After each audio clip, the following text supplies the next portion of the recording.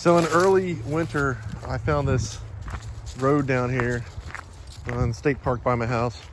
At the end of the road, I found out what I believe is a roadkill deer dump.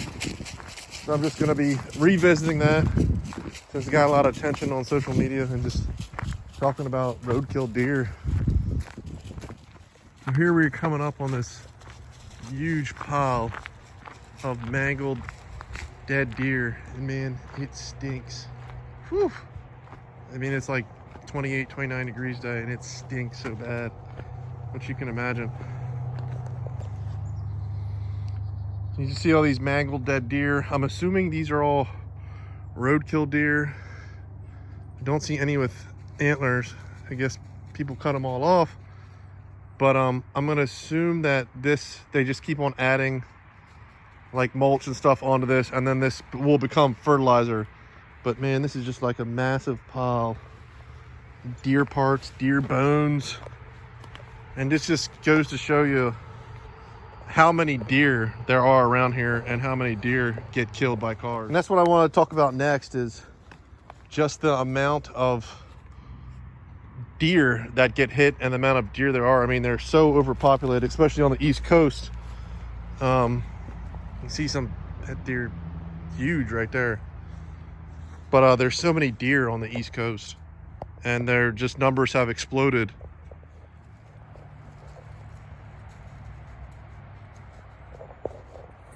So in terms of hitting a deer, I think Pennsylvania is the 4th highest. I think West Virginia is the highest in terms of hitting it by car. I'm going to assume all these were roadkill strikes. So, and just add a little bit to the story. When I worked for the state of Maryland in the early 2010s, in a 5-year span, I hit 3 deer and totaled 2 vehicles all along the Maryland-Pennsylvania line.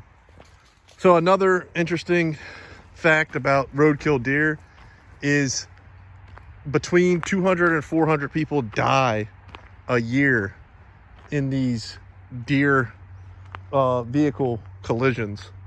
So that's quite a lot. Now there was a study in 2016, I believe, by the University of Washington, which said that if mountain lions and wolves, maybe, but I think it was more about mountain lions, were released on the East Coast, they could potentially save lives and save money by reducing the deer population. Now, if you know anything about biology or wildlife biology, you know that the predators like mountain lions and wolves, they're pretty much absent from the East Coast, other than a small population of mountain lions in Florida. So if you were to have more mountain lions and wolves, you'd have less deer. If you had less deer, you'd have less vehicle collisions.